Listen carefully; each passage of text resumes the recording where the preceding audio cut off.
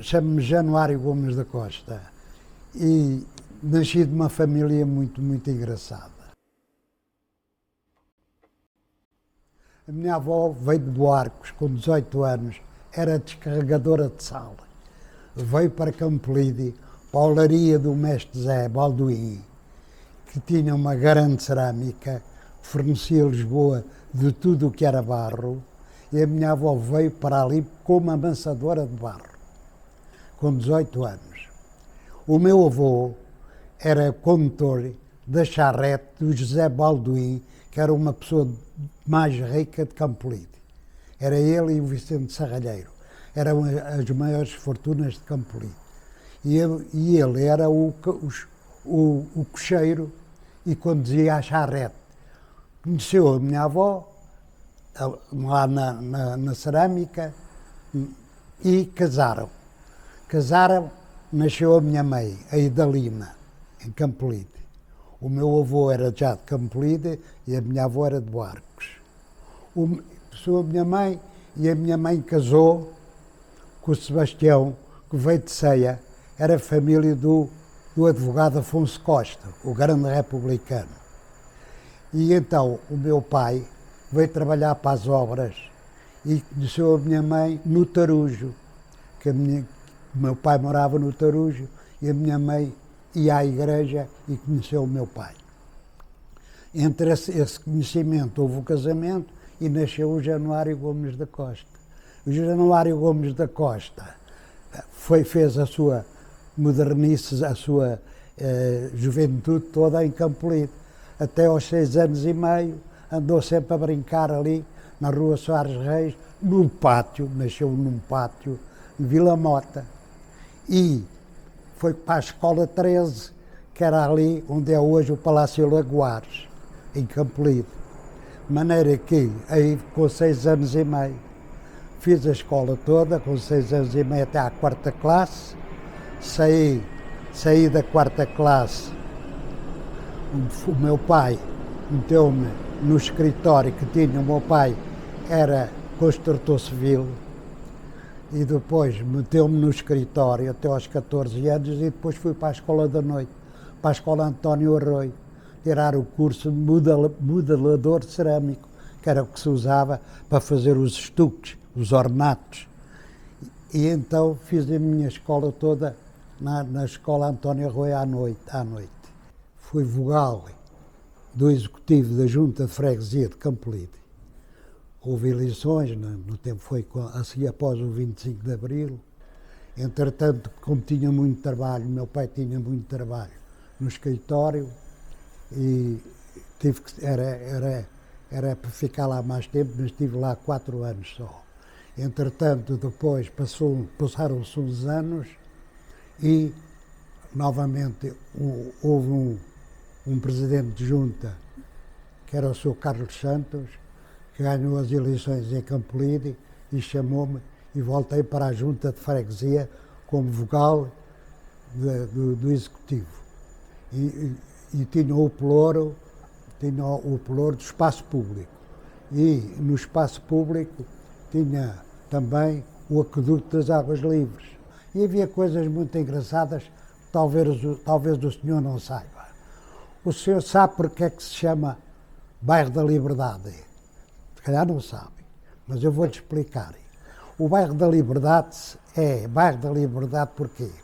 Porque vinham muitos trabalhadores trabalhar para o aqueduto das águas livres. E esses trabalhadores que vinham da província chegavam aqui, não tinham onde morar.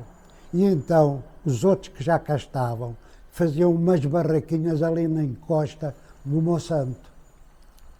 Essas barraquinhas que eram feitas com chapa e madeira, e então dizia assim, faz ali uma barraca, ali que é livre, isto é livre, olha, é onde tu quiseres, faz aí uma barraquinha.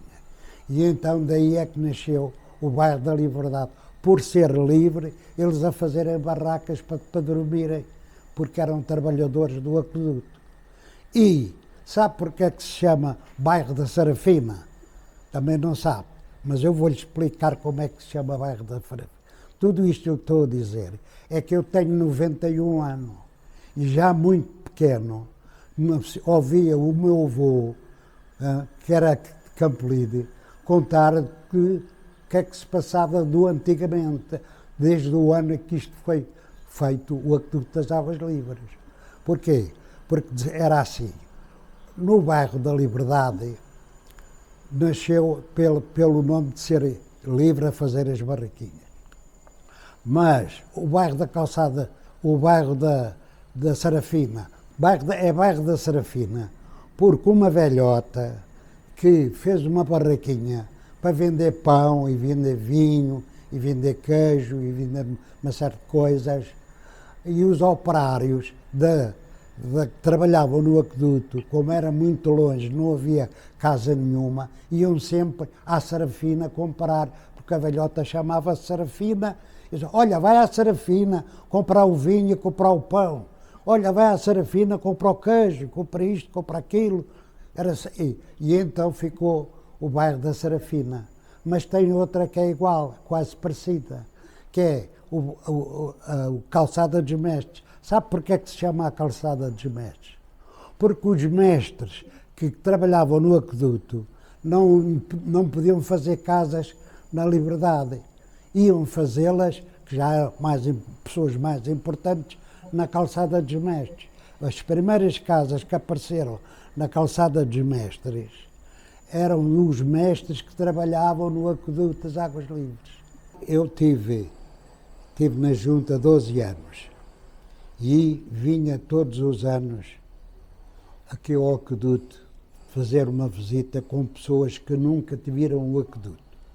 Eu lembro que entrava no aqueduto, aqui na porta, ainda não existia este jardim, entrava aqui na porta, ainda era aquilo terra, atravessava o aqueduto todo, saía no bairro da Calçada dos Mestres.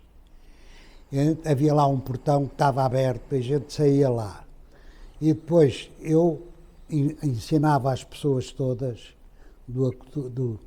eu ainda me lembro de vir ao aqueduto e no aqueduto correr água.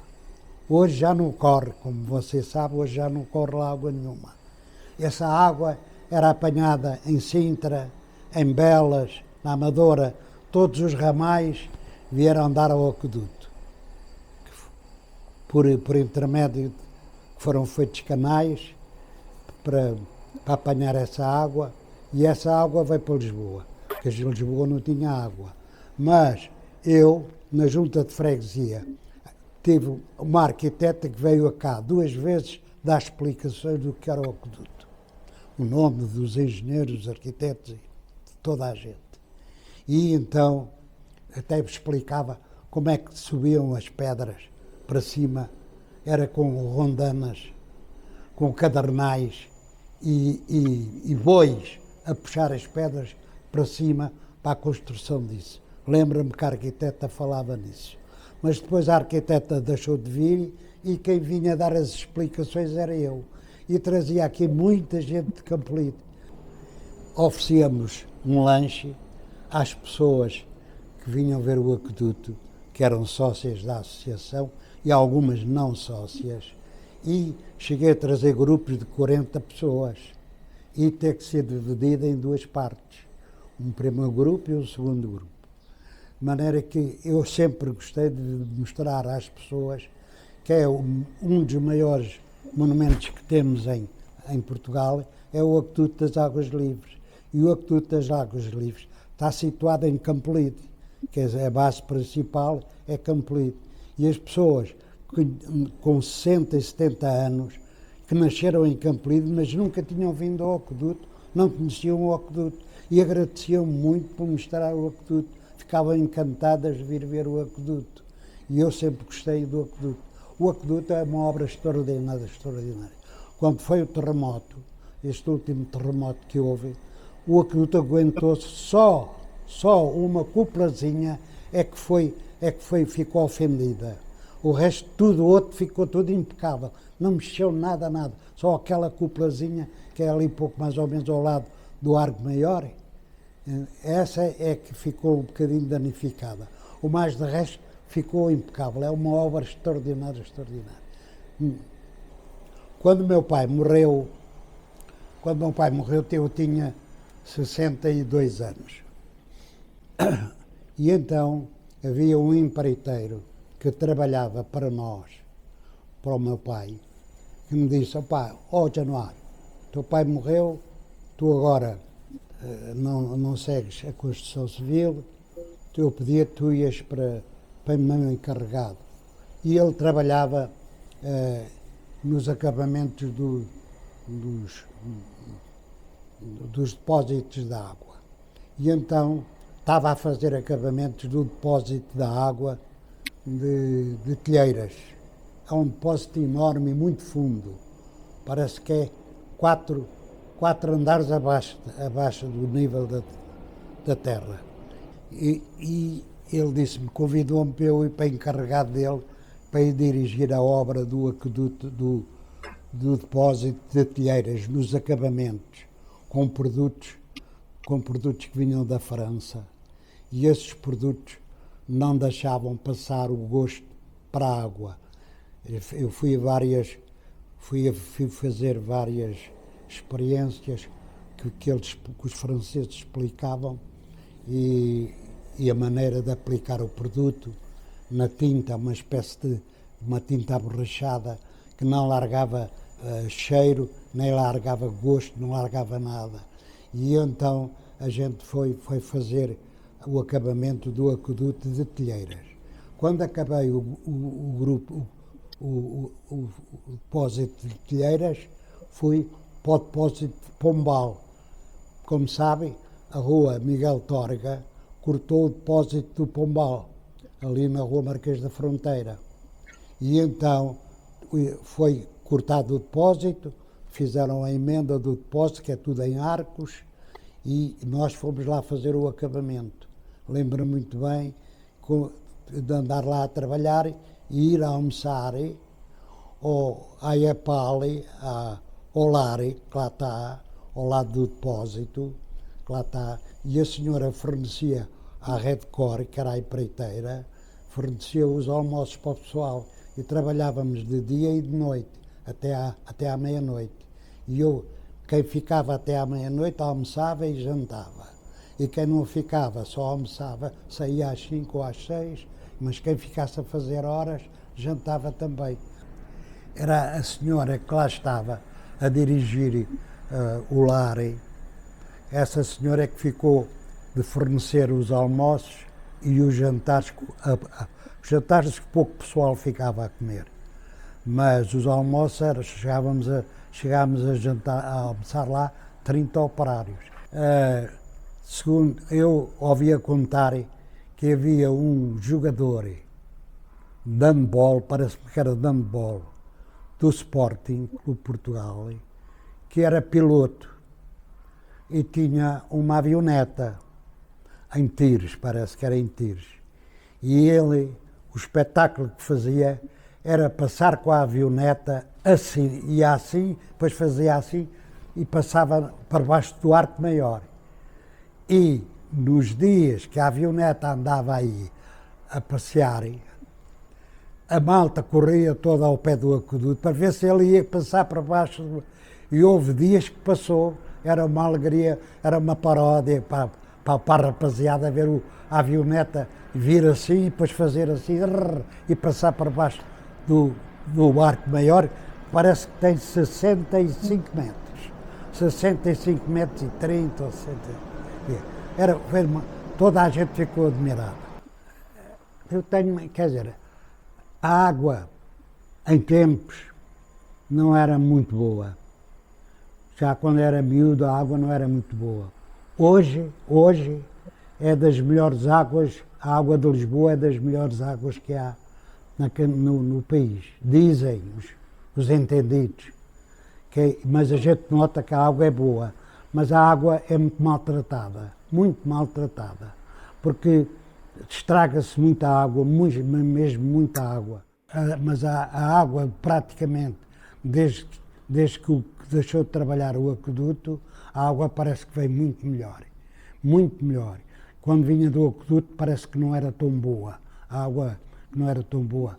Mas hoje a água de Lisboa é uma maravilha de água. Dizem os técnicos, dizem as pessoas que sabem.